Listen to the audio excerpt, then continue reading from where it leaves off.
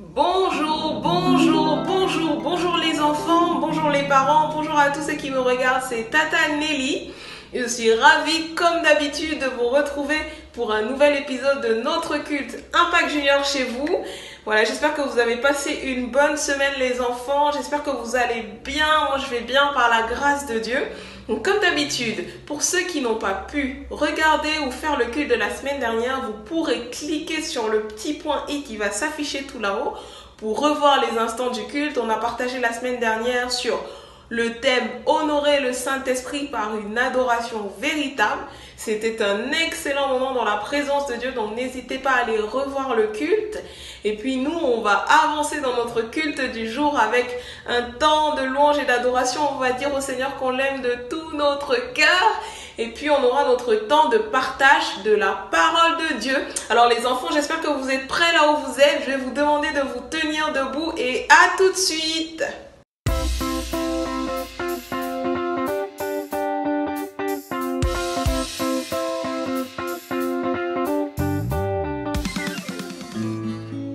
Alors les enfants, on va prendre le chant qui dit « Je lève les mains pour t'adorer ». Je pense que vous connaissez ce chant, donc on va le prendre ensemble. Je lève les mains pour t'adorer. Je lève les mains pour t'adorer. Je lève les mains pour t'adorer. Toi seul est digne d'être adoré. Toi seul est digne d'être adoré. On y va ensemble. Je lève les mains pour t'adorer. Je lève les mains pour t'adorer. Je lève les mains pour t'adorer.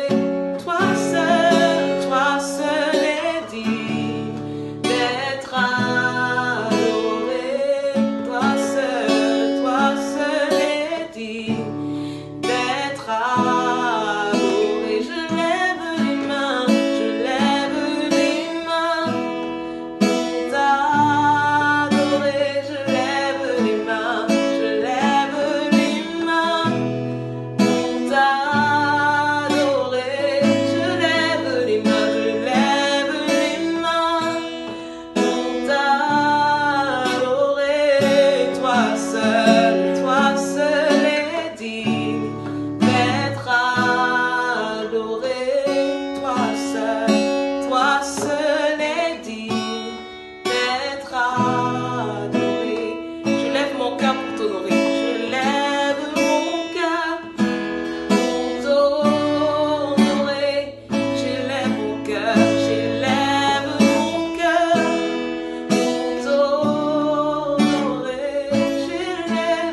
Je lève mon cœur pour t'honorer. Toi seul est digne d'être honoré. Jésus, toi seul est digne d'être honoré.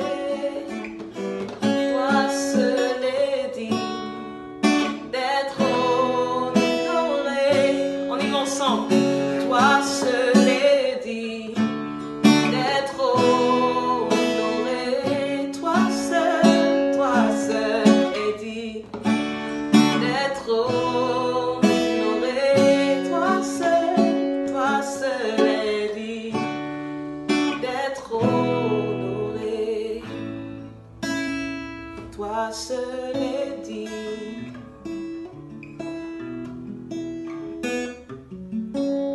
Toi seul est digne d'être honoré. Amen, amen, amen. Notre Seigneur est digne d'être honoré. Est-ce qu'on peut acclamer le Seigneur ensemble? Amen, amen, amen. On va passer les enfants à notre temps de partage de la parole de Dieu. Donc je vous dis à tout de suite.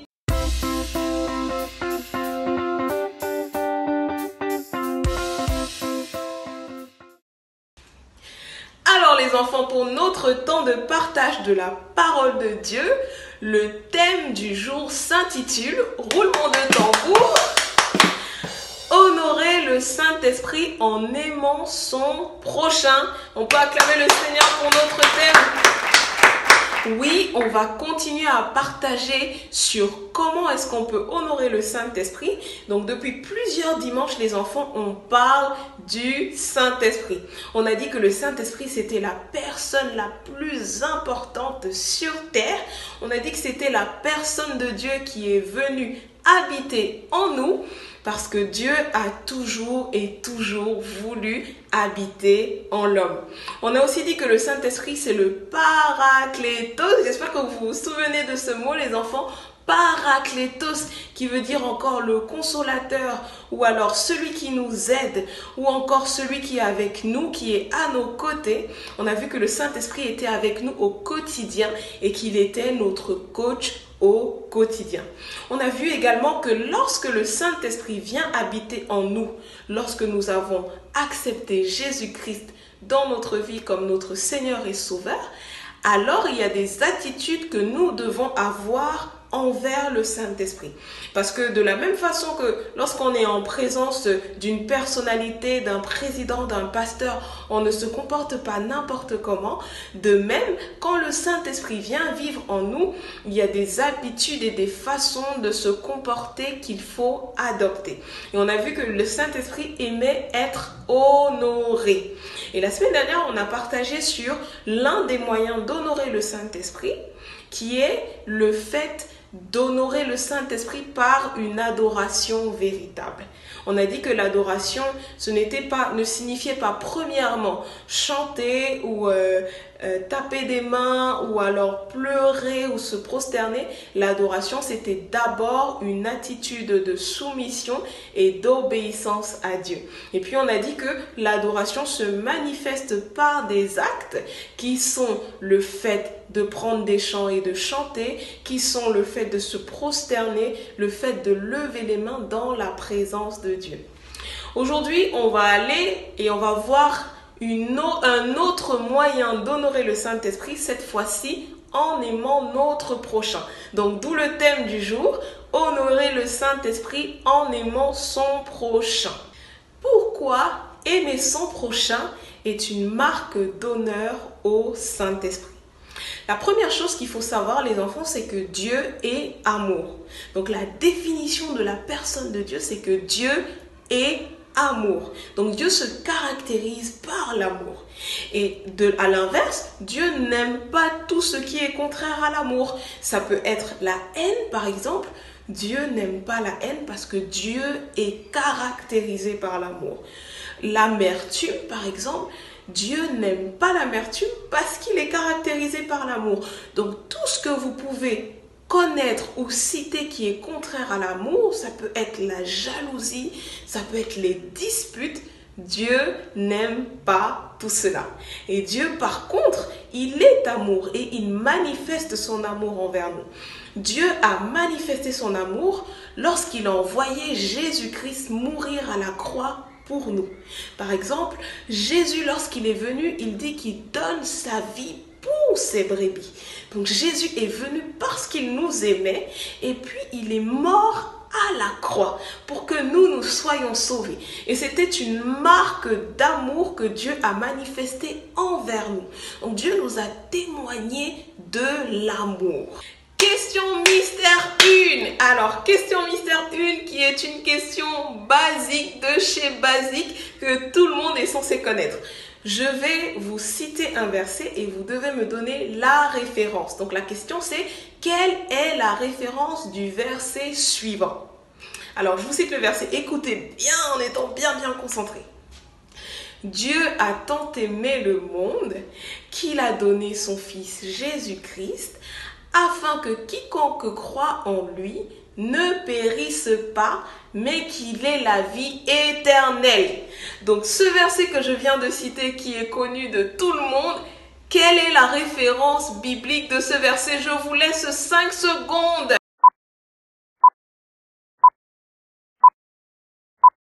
0, 0, 0. Alors les enfants, j'espère J'espère que vous avez trouvé la référence. La bonne réponse était Jean 3, verset 16. On peut acclamer le Seigneur pour toutes les personnes qui ont eu la bonne réponse.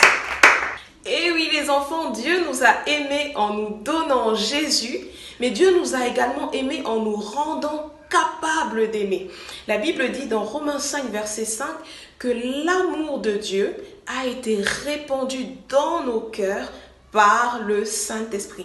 Donc lorsque le Saint-Esprit est venu vivre à l'intérieur de nous, l'amour de Dieu également est venu vivre à l'intérieur de nous afin que nous soyons capables d'aimer notre prochain. Et voilà pourquoi Dieu nous invite à aimer notre prochain. Il nous demande d'être ses imitateurs. Il nous demande de faire comme lui, d'aimer comme lui-même il a aimé. Donc voilà pourquoi le Saint-Esprit est honoré lorsque nous aimons notre prochain, parce que nous nous comportons comme Dieu. Nous nous comportons comme Dieu attend que nous le fassions. Et le Saint-Esprit, lorsqu'il voit cela, il est honoré. La question que certains d'entre vous peuvent se poser maintenant, c'est « Bon, Tata Nelly, aujourd'hui, on a compris que le Saint-Esprit est honoré lorsque nous aimons notre prochain. Mais que signifie exactement aimer? Qu'est-ce que cela signifie ?» Eh bien, la réponse, on la trouve à nouveau dans la Bible, parce que la Bible nous donne des réponses à tous les enfants. La réponse, on la trouve dans la Bible parce que dans 1 Corinthiens 13, la Bible nous définit ce que c'est que l'amour. La Bible nous donne plusieurs caractéristiques de l'amour. Donc, je vais vous en citer quelques-uns qui sont des exemples d'actes que vous pouvez manifester et qui seront des actes d'amour. Par exemple, on peut citer en premier lieu le fait de pardonner. La Bible nous enseigne que pardonner, c'est un acte d'amour parce que l'amour excuse tout. L'amour pardonne tout et l'amour supporte tout. Donc ça veut dire que, par exemple, les enfants, vous pouvez avoir des malentendus à la maison avec vos frères ou vos sœurs. Dieu vous invite à pardonner.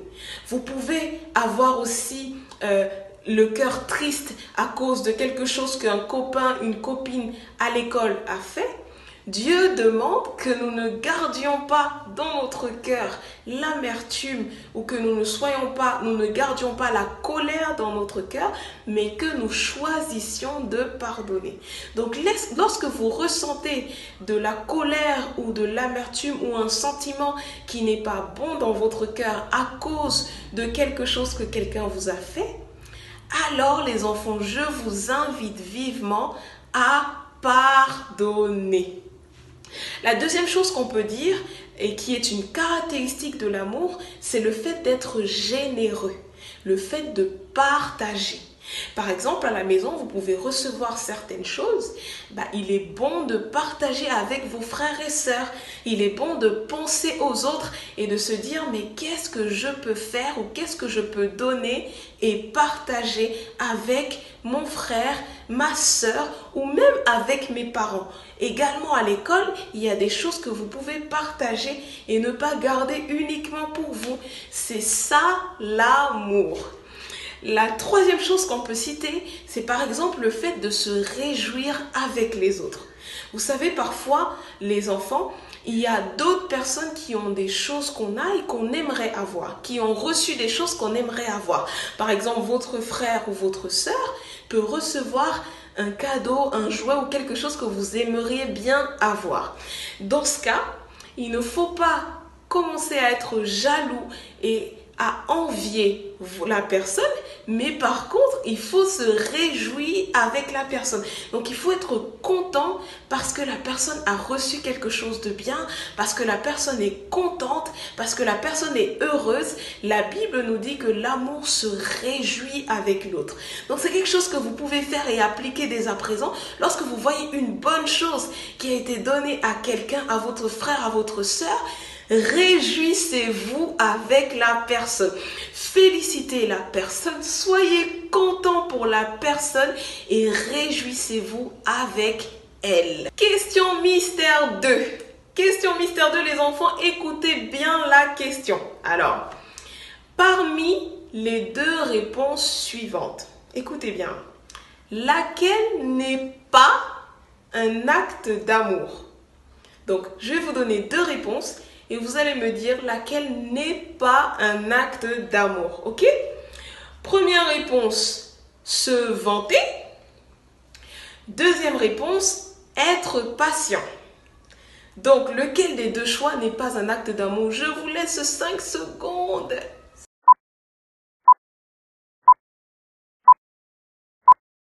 0, 0, 0, 0. Alors, la bonne réponse, c'était bien évidemment se vanter. Effectivement, les enfants, se vanter, ce n'est pas un acte d'amour. La Bible nous dit dans 1 Corinthiens 13 que l'amour ne se vante pas ou l'amour ne s'enfle pas d'orgueil. Donc, la bonne réponse était se vanter. Je vous laisserai lire avec les parents 1 Corinthiens 13 pour comprendre bien en détail les caractéristiques ou encore la définition de l'amour. La dernière chose qu'on va voir les enfants, c'est de savoir qui est notre prochain. Parce qu'on a dit que honorer le Saint-Esprit, on le fait en aimant notre prochain. Et on a vu ce que c'est que l'amour. On a donné quelques actes d'amour et on a dit que la définition se trouvait dans 1 Corinthiens 13. Maintenant, c'est important de savoir qui est le prochain à qui on doit manifester de l'amour. La réponse, elle est assez simple parce que dans prochain, il y a la notion de proche. Donc, c'est quelqu'un, notre prochain, c'est quelqu'un qui est proche de nous. Donc, ça peut être quelqu'un qui est proche de nous physiquement. Par exemple, ça va être les membres de notre famille. Donc, ça va être nos parents, ça va être nos frères et sœurs si vous avez des frères et sœurs. Et puis, ça va être les autres personnes qui sont encore plus proches de nous. Ça peut être, par exemple, nos copains ou nos copines à l'école. Ça peut être les maîtres, les maîtresses, les professeurs. Ça peut même être nos voisins. Ça peut même être encore les autres enfants d'Impact Junior. Le prochain, finalement, c'est toutes les personnes qu'on rencontre et qui est proche de nous. Donc, on peut le rencontrer une fois, on doit manifester de l'amour. On peut rencontrer très souvent, comme avec les frères et sœurs qu'on a, qui sont dans la même maison que nous. Et donc, on rencontre très, très souvent. Dans tous les cas, toute cette panoplie de personnes, nous devons leur manifester des actes d'amour. Et lorsqu'on le fait, lorsqu'on aime, lorsqu'on est généreux, lorsqu'on pardonne, lorsqu'on se réjouit avec l'autre, lorsqu'on est patient, lorsqu'on manifeste tous ces actes d'amour envers nos prochains, le Saint-Esprit est honoré. Alors, pour notre verset à retenir, ce sera notre dernière question mystère. Je vais vous expliquer comment ça va fonctionner, un peu comme la semaine dernière. Je vais vous donner le début du verset et vous devez compléter le dernier mot du verset. Alors, le texte se trouve dans Jean 15, verset 12. C'est Jésus qui parle et qui dit « Aimez-vous les uns les autres comme je vous ai... » Je vous donne 5 secondes.